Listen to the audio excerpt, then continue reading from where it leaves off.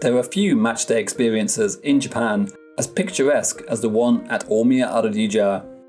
A walk through the trees, past an ancient shrine, and into the park, where you'll find the club's Nack5 Stadium, which has one of the most lively matchday experiences in the country. But there's much more to discover when going to watch this colourful J.League team in Saitama City. This is a day out at Omiya Ardija.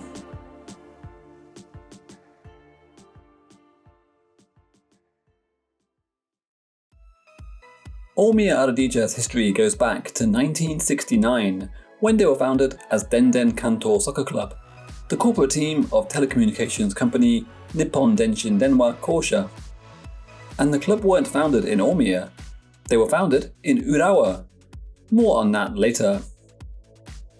In 1985, Nippon Denshin Denwa Kosha were privatized and became known as NTT, so the club name changed to NTT Kanto SC.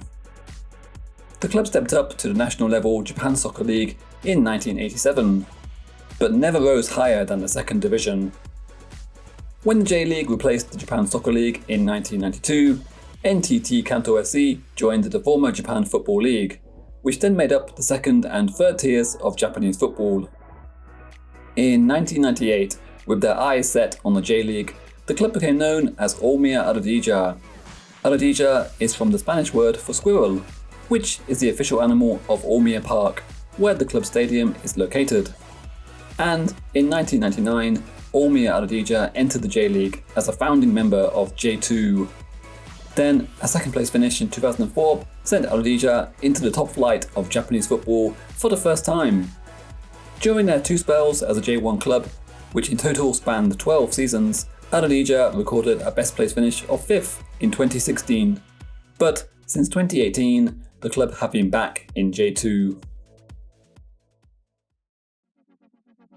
NTT Kanto SC moved to Omiya in 1997, with the club eyeing a place in the J.League. A rule of joining the J.League is to adopt a hometown, so the club chose Omiya, with Urawa Reds already established in Urawa.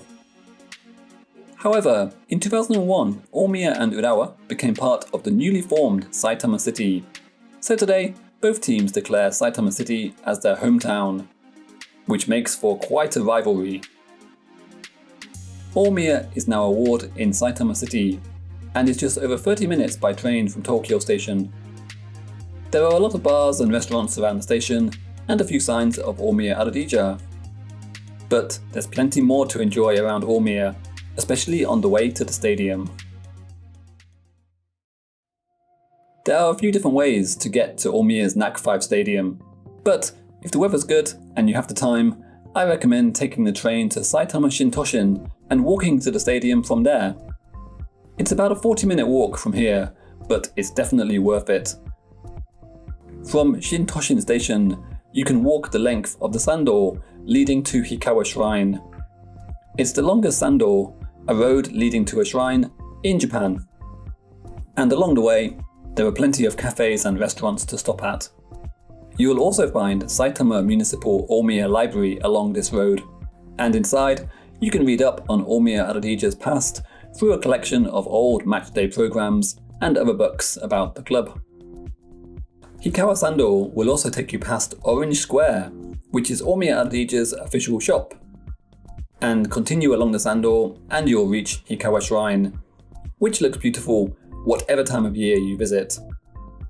With the shrine being so close to Nack5 Stadium, it has had a major influence on Omiya Ardija. Every year, the players sign an Emma board, which is displayed in the shrine. And the club even took their distinctive colours from the shrine, with orange and blue being the colours of Hikawa Shrine. Walking to Nack5 from Omiya Station will also take you past Orange Square and Hikawa Shrine after a walk through the city. It takes about 20 minutes by this route. And there's also Omiya Koen Station, which brings you out on the edge of Omiya Park. It's about a 10-minute walk to Nack5 from here, and is a very picturesque route through the park. And if you have a bit of time before kickoff, there's a small zoo in the park that's free to enter.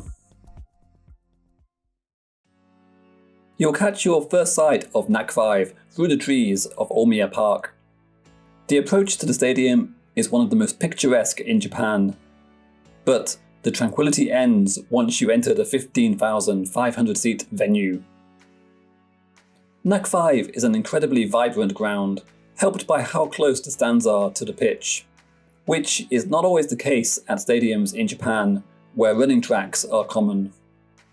At Nack5 there are steep stands, with terracing on the bottom tiers behind the goals.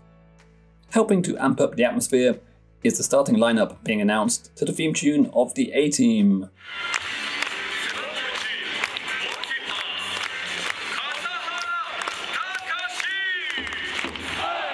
And there's the atmospheric Ardija anthem.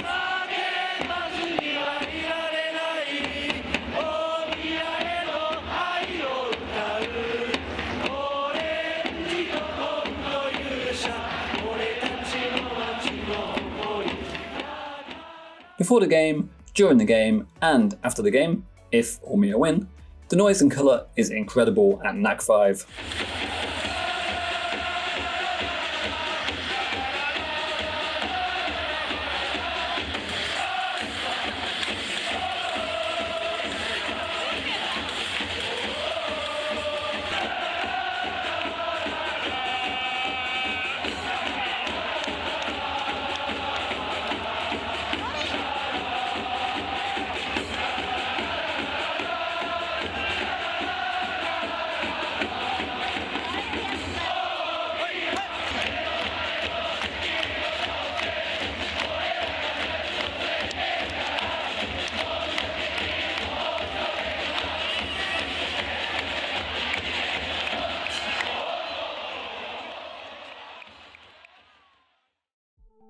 Going to watch Omiya Ardija is a special experience.